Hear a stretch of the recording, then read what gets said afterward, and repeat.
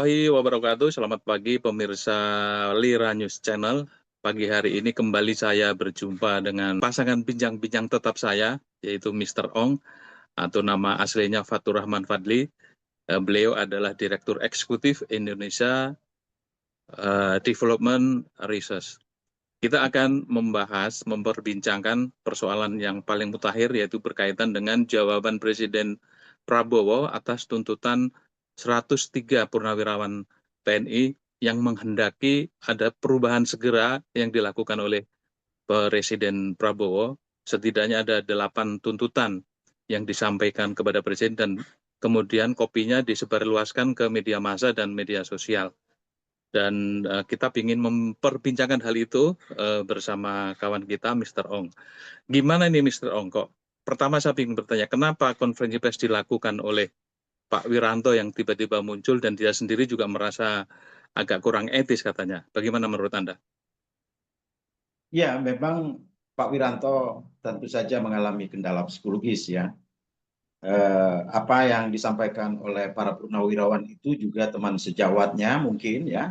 Juga ada yang seangkatan dengan beliau dan juga mungkin ada mantan anak buah beliau.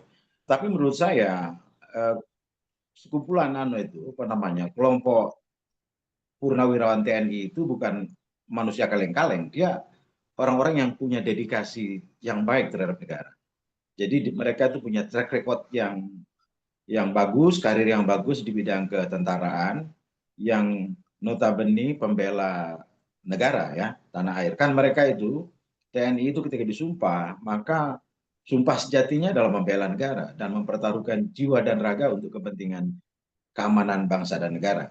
Oleh karena itu, kemudian apa yang disampaikan 8 pointers yang disampaikan oleh mereka itu tentu saja harus diperhatikan dengan baik-baik oleh Prabowo. Dan meskipun demikian, tentu saja Prabowo tidak bisa serta-merta ya memberikan jawaban yang cepat dan tepat di tengah situasi negara yang memburuk seperti sekarang. Kondisi politik sekarang menurut saya, Mas Wi, itu tidak baik-baik saja. Karena itu Prabowo tidak mungkin memberikan jawaban yang cepat ya. Saya bisa memaklumi itu secara psikologis. Apalagi di sekeliling Prabowo itu adalah banyak sekali orang-orang binaan Jokowi ya. Dan bahkan sampai sekarang mereka itu tidak punya etika yang cukup ya. Beberapa menteri yang datang ke sana itu dirasa tidak memiliki etika yang cukup untuk menjadi pembantu presiden ya. Loyalitasnya ganda. Mereka mengalami split personality. Dalam hal ini loyalitasnya tidak tunggal kepada Presiden Prabowo. Meskipun secara konstitusional mereka tidak boleh berkiblat kepada mendapatkan dua arahan dalam masalah ketatanegaraan dari dua orang atau yang sekarang disebut dengan matahari kembar gitu. Itu yang saya rasakan kalau kita bisa lihat dari sisi psikologis Prabowo. Nah, bagaimana dengan Pak Wiranto? Ya, Pak Wiranto juga mengalami kendala psikologis.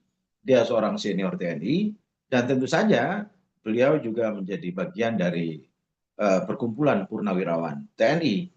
Apalagi beliau pernah menjadi Menko Polkam, Panglima TNI, dan yang lain, dan berbagai jabatan di TNI. Tentu saja Pak Wiranto memahami kondisi itu. Dan posisi Pak Wiranto sebagai staf khusus Presiden Prabowo di bidang politik dan keamanan, tentu saja beliau memahami betul bagaimana harus berkata-kata di depan publik. Meskipun sudah disuruh oleh Pak Prabowo untuk memberikan konfirmasi atau konferensi pers, itu adalah sesungguhnya jeda untuk Presiden Prabowo berpikir lebih mendalam dan mendapatkan masukan yang lebih komplit tentang apa yang seharusnya diberikan kepada para purnawirawan TNI. Karena usulan dari purnawirawan TNI itu bukan kaleng-kaleng, tapi itu sangat mendalam. Ya tentu kalimat-kalimat tuntutan itu disusun sedemikian rupa, dilihat dari aspek keamanan negara, security, dan pertahanan negara, defense, tentu saja itu tidak mudah. Nah, hari ini Prabowo menurut saya juga dihadapkan kepada kenyataan objektif politik ya, bahwa negara kita itu tidak baik-baik saja dalam berbagai sisi gitu. Oleh karena itu hubungan-hubungan relasional antara sipil dan militer menjadi penting untuk dibicarakan di waktu-waktu yang mendatang. Prabowo saat ini dihadapkan pada situasi politik yang pelik sekali, dan itu membutuhkan masukan-masukan yang komprehensif dari berbagai sisi, baik dari lembaga kajian strategis, baik dari Badan Intelijen Negara maupun para cerdik pandai serta tokoh-tokoh yang berkelas nasional bahkan internasional, sehingga kemudian dia bisa mendudukkan secara tepat kalimat-kalimat, pandangan-pandangan, sikap-sikap, dan kebijakan politik Prabowo di mata publik. Memang tidak mudah, Mas Wi. Sangat tidak mudah. Misalnya mengganti siapa? Gibran Gibran. Rakabuming Raka. Itu kan juga keinginan tak terpisahkan dari Prabowo. Apakah itu menjadi strategi politik, ya, atau memang sesuatu yang diinginkan Prabowo? Ini kan juga masih misteri ya, misteri belaka. Dan kembali kepada Undang-Undang Dasar 45 itu juga bukan perkara mudah, karena juga harus mengakomodasi aspirasi dari kekuatan politik yang ada di partai-partai. Dan partai-partai sekarang ini kan juga sesungguhnya tidak solid betul untuk mendukung Prabowo gitu. Misalnya mereka masih menoleh kepada penguasa masa lalu, yakni Pak Jokowi yang 10 tahun juga memberikan fasiliti atau apa fasilitas politik kepada para menteri yang sekarang masih duduk di kabinetnya Prabowo. Saya kira itu pandangan sementara saya, Mas Wi. Oke. Jadi menurut Anda, kalau dari narasi yang disampaikan oleh Pak Wiranto, Pak Prabowo, Presiden Prabowo ini bimbang atau tegas menolak atau akan melihat dari 8 poin itu mungkin ada beberapa yang bisa direalisasikan atau ada beberapa yang bisa ditolak. Menurut Anda gimana? Kira-kira dari konferensi pers yang disampaikan Pak Wiranto itu sikap Prabowo sesungguhnya seperti apa kalau boleh diduga-duga Saya gitu? kira tidak ya. Prabowo sebagai manusia mungkin bimbang, tetapi kebimbangan itu sesungguhnya tidak tidak begitu mendalam. Tetapi Prabowo sebagai presiden ya, orang nomor satu di Republik ini, membutuhkan jeda waktu untuk berpikir lebih jernih, memahami satu demi satu pointers yang itu tidak mudah untuk segera diwujudkan. Tetapi atensi Pak Prabowo, menurut hitungan saya, dia cukup memahami itu, kondisi-kondisi itu, karena Prabowo itu ahli strategi, ya. Jadi dia komandan tempur misalnya kan, dan dia pernah menjadi komandan Kopassus. Tentu saja punya hitungan-hitungan yang lebih strategik sekaligus taktis. Nah, pernyataan Pak Wiranto itu sebenarnya juga memberikan waktu bahwa memberikan signal politik bahwa Prabowo itu tidak tinggal diam di dalam respons apa yang diinginkan oleh para seniornya itu, senior atau sejawatnya itu di TNI. Saya kira itu salah satu langkah yang tepat secara politik, dan Prabowo juga punya concern untuk menjaga negara ini agar tetap damai, ya, satu sama lain tidak terjadi konflik, ya. Nah, di satu sisi kan keran keterbukaan politik itu juga diberikan oleh Prabowo. Misalnya geliat orang-orang yang menuntut kejelasan dari ijazah Jokowi juga rasanya didiamkan oleh Prabowo gitu, untuk sebagai kanal demokrasi yang kian tumbuh gitu. Pada sisi yang lain dia juga memperhatikan menjaga hubungan baik dengan partai-partai politik, termasuk hubungan pribadinya dengan Presiden Jokowi. Saya kira itu cukup baiklah. Namun jangan terlalu lama Prabowo itu mendiamkan persoalan itu. Jangan sampai oleh para purnawirawan maupun publik politik dianggap sebagai membiarkan hal-hal yang substantif bagi negara. Menurut saya, apa yang disampaikan oleh para purnawirawan itu sangat tajam, dan itu tidak mudah dijawab bagi seorang Prabowo. Dia membutuhkan masukan yang lebih komprehensif agar masukan itu tepat dan bisa dioperasionalkan dalam kegiatan politik. Begitu. Apa kira-kira yang menjadi pertimbangan Prabowo untuk mendalami ini lebih lama, tidak merespon secara cepat gitu? Karena kita tahu dari 8 poin itu memang itu yang dikehendaki oleh masyarakat luas, tidak hanya 102, 103 purnawirawan TNI. Nah, kita masyarakat umum berterima kasih kepada para purnawirawan yang masih peduli terhadap nasib bangsa dan negara ini. Berbeda jauh dengan misalnya kepolisian yang sepanjang sejarah mereka tidak pernah berpikir hal-hal seperti ini gitu. Jadi apa sesungguhnya yang membuat Prabowo harus berpikir panjang dan dalam merespon tuntutan para purnawirawan? Ya itu tadi, karena tuntutan para purnawirawan itu kayak skakmat gitu. Jadi Prabowo merasa berada di pojok tembok kekuasaan yang membuatnya terperangah dari satu sisi, sehingga dia tidak bisa menjawabnya sendiri, menjawab tuntutan itu secara sendiri. Maksudnya dalam kapasitas dia sebagai presiden itu tidak mampu dia. Dia membutuhkan dukungan rakyat yang lebih jauh. Kalau misalnya rakyat berdemonstrasi 1 bulan misalnya di depan istana, lalu kemudian mereka meminta Presiden Prabowo dan mendorong DPR dan MPR untuk kembali kepada Undang-Undang 45, saya rasa Prabowo akan mengiyakan itu. Apalagi kembali kepada Undang-Undang 45 itu menjadi salah satu platform dari Partai Gerindra yang dia dirikan. Kemudian hal lain yang juga ikut memperpelik itu adalah menghentikan proyek strategis nasional yang kemudian ditumpangi oleh PIK 2. Nah, itu bukan persoalan mudah juga karena Agwan selaku pemilik PSN 2 itu dan teman-temannya itu penguasa ekonomi Indonesia.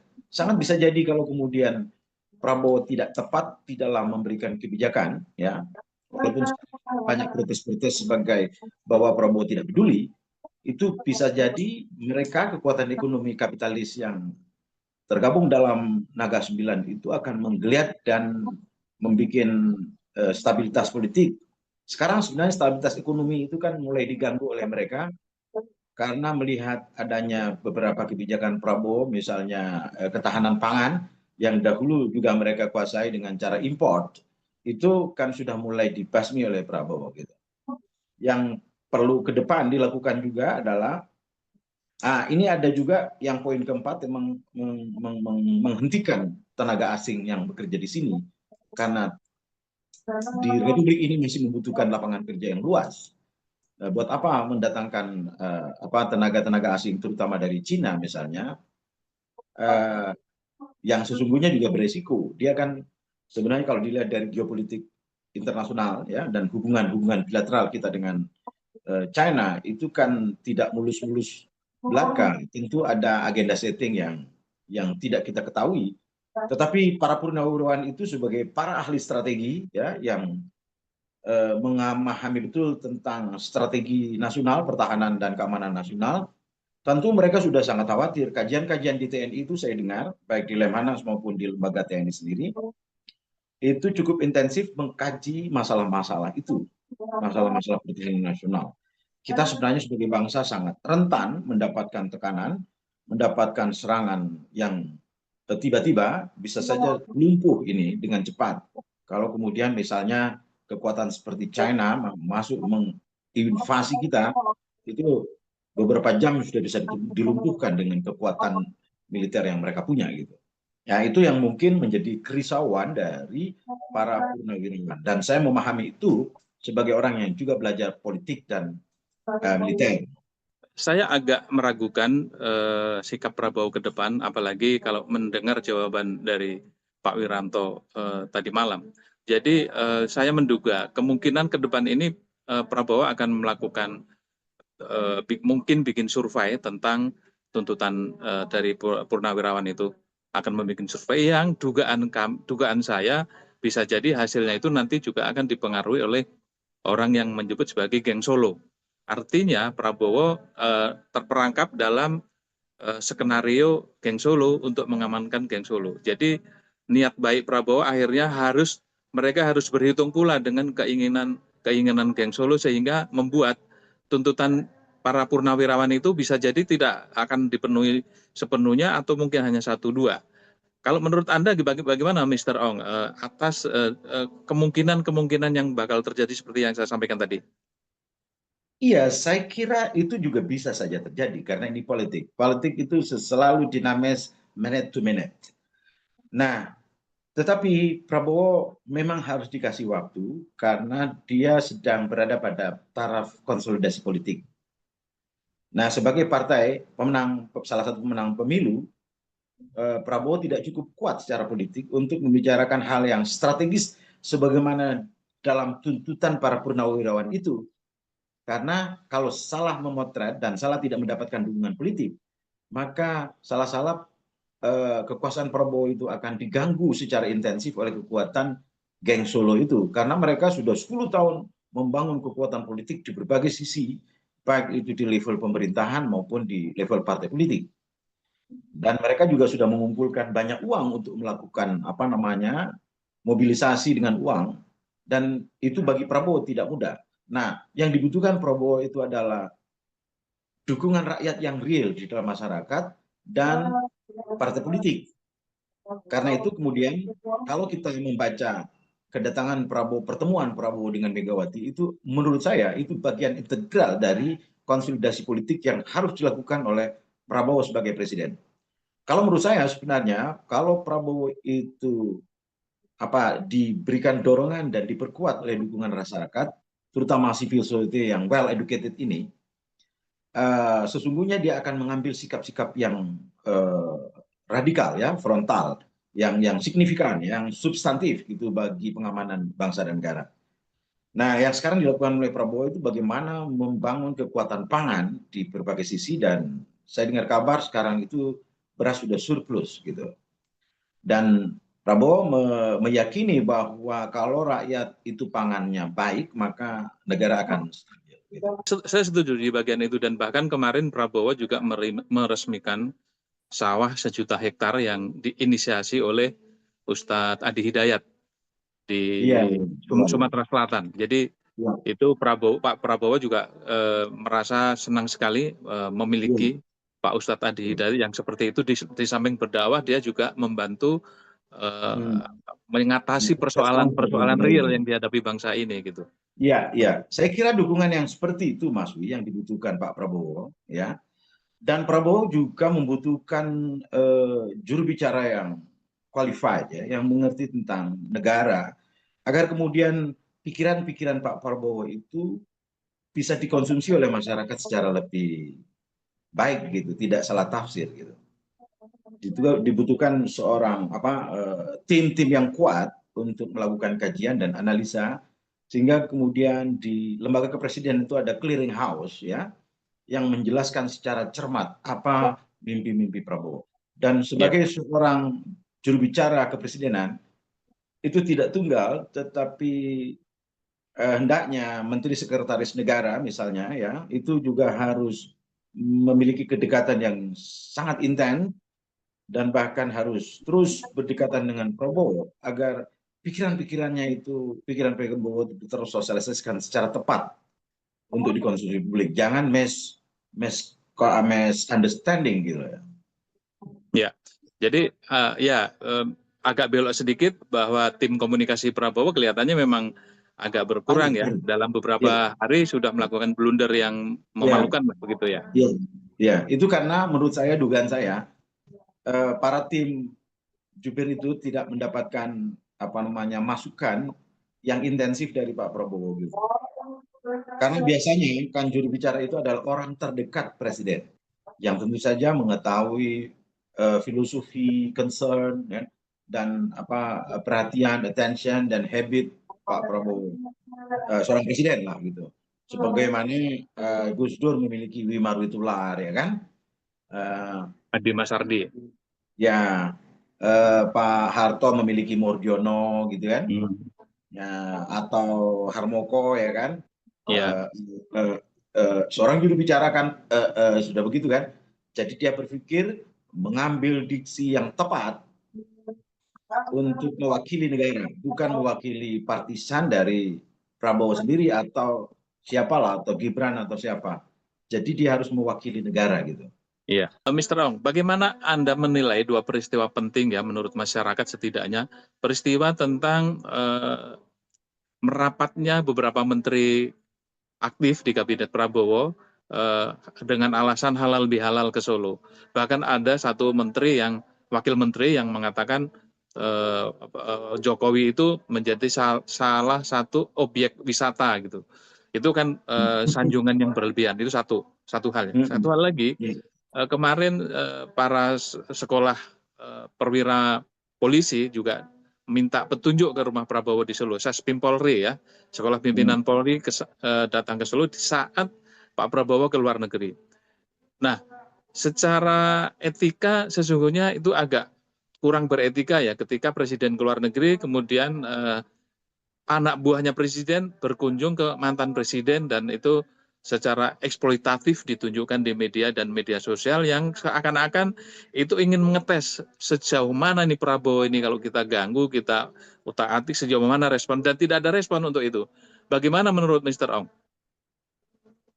Ya mungkin di dalam mengapa Prabowo tidak merespon secara berlebihan, tapi bukan tidak ada catatan. Jadi intelijen yang dikonsumsi oleh Pak Prabowo, BIN itu kan sebagai apa namanya yang konsumsi tunggal informasi itu kan presiden. Tentu saja Ya, memberikan analisa dan kirka ya perkiraan keadaan yang akan muncul eh, dengan peristiwa-peristiwa itu. Tetapi memang kalau dilihat dari sudut etik kita bernegara, maka sesungguhnya menteri-menteri yang masih berkunjung kepada Pak Jokowi, lalu kemudian motifnya adalah motif perlindungan, misalnya perlindungan politik atau minta petunjuk politik, minta petunjuk ini di dalam konteks bernegara itu tidak tepat, itu sangat tidak etik, ya kan? Dan secara demonstratif kan ada seorang menteri ya yang mengatakan bahwa Pak Jokowi juga bos saya dan masih bos saya gitu. Itu sesungguhnya tidak tepat gitu kan. Tetapi kalau itu dibaca di dalam konteks hubungan relasional antara bekas bos dan anak buah yang itu tidak perlu mengatakan demikian. Katakanlah ya biasa saya silaturahmi dalam konteks ini. Pak Jokowi juga pernah menjadi pimpinan, tidak mengatakan diri bos masalahnya atau sampai sekarang menjadi bos, itu kan berarti dia mendapatkan instruksi-instruksi gitu. Tapi kalau konteks personal belaka, maka rakyat dan publik masih bisa memahami. Tetapi ini kan offset yang ya, dilakukan oleh menteri itu. offset Apalagi ya. di dalam konteks kedinasan, misalnya kalau ada perwira Polri yang datang mengunjungi Pak Jokowi, saya tidak tahu apa wakil presidennya Pak Jokowi sekarang itu atau bagaimana, mewakili anaknya atau bagaimana, saya tidak paham ini. Tetapi secara etik sebenarnya sebagai mantan kepala negara dan kepala pemerintahan, seorang presiden, tentu saja Pak Jokowi memiliki harusnya, sedianya, niscaya memiliki etik seperti itu. Dan tidak wajib menerima dan seharusnya dia menolak karena dia sudah tidak lagi menjabat secara formal di dalam pemerintahan. Itu Ya, berarti Pak Jokowi juga ikut cawe-cawe ya di dalam penyelenggaraan pemerintahan ini. Dan itu menurut saya tidak sehat. Saya tidak ya, tahu pasti apakah peristiwa-peristiwa seperti itu ya dengan mengusulkan mencopot wakil presiden Gibran Rakabuming Raka oleh para perwira TNI, ada purnawirawan TNI yang notabene dia dahulu menjabat jabat sejumlah jabatan-jabatan strategis di TNI juga mencium itu bagian dari cara membusukkan pemerintahan Prabowo oleh Jokowi dan geng Solonya gitu. Saya tidak tahu pasti, tapi kalau hmm, dikait-kaitkan mungkin bisa saja ditafsirkan sebagai cawe-cawe itu tadi. ya. Gitu Mas. Ya, berkaitan dengan itu, Mr. Ong, ini pertanyaan terakhir. Kalau dari sisi kapabilitas, masyarakat sudah jelas menilai bahwa kapabilitas wakil presiden itu jauh di bawah standar. Bahkan kemarin ketika melakukan monolog itu yang jumlah yang dislike sama yang like itu 4 sampai 5 kali jumlahnya lebih banyak yang dislike gitu. Artinya masyarakat memang tidak menghendaki wakil presiden. Itu satu fakta. Fakta yang lain kalau dilihat dari kekuatan DPR dan akar rumput, apakah tuntutan 8 tuntutan salah satunya adalah memajulkan Gibran, apakah bisa terwujud atau harus melalui perang saudara dulu nih, Mr. Ong? Ya saya kira begini ya, kita juga harus menyerap dinamika politik itu secara utuh. Ya dari part yang satu ke part yang lain. Episode yang satu dengan episode lain. Peristiwa yang satu dengan peristiwa yang lain. Lalu bagaimana kemudian peran oligarki yang notabene menjadi sumber uang dari perubahan politik, ya setiap perubahan politik itu membutuhkan logistik yang tidak sedikit, ya kan? Sangat bisa jadi kalau kekuatan geng Solo itu memaksakan kehendak, ya mempertahankan Gibran pada satu sisi rakyat yang dislike, ya itu kan yang muncul ya, yang melek internet, yang dislike itu. Saya lihat sudah jutaan ya yang dislike terhadap itu. Tetapi nanti akan ketemu kalau kemudian ini tidak terkendali ya, militernya polisinya tidak netral, tidak negarawan, hanya memikirkan dirinya sendiri, tentaranya juga terpecah belah misalnya, sangat bisa jadi akan ada satu momen politik ya yang sangat tidak kita kendaki, misalnya bentrokan berdarah misalnya antara anak-anak bangsa ini. Dan itu sangat dirisaukan, hanya ingin mempertahankan Gibran yang notabene unqualified ya dan melanggar ketentuan ya secara hukum dan kepantasan. Nah, kalau orang kayak Gibran itu kan jadi lurah pun kan tidak pantas gitu. Apalagi menjadi seorang wakil presiden gitu. Itu adalah fakta yang tidak bisa dielakkan karena seorang pemimpin itu dia tentu saja banyak baca sehingga prosesor kepalanya itu bisa menjawab dengan cepat dan tepat apa yang menjadi problem bangsa gitu.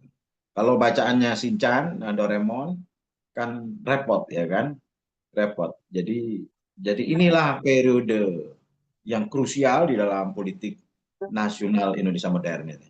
Untuk Pak Jokowi dan Gibran bahwa ternyata setelah duduk di kursi istana pun tidak nyaman karena ada hal-hal lain yang tidak diselesaikan dengan masyarakat. Itu yang harus menjadi catatan Gibran dan Jokowi sehingga ke depan harus bisa lebih realistis memandang dunia di luar lingkungannya ya, di luar gengnya. Ternyata ada banyak orang yang punya pemikiran lebih jauh ke depan, kreatif dan layak untuk dijadikan referensi seperti itu. Terima kasih perbincangannya pada siang hari ini, Mr. Ong. Mudah-mudahan kita semua diberi kesehatan.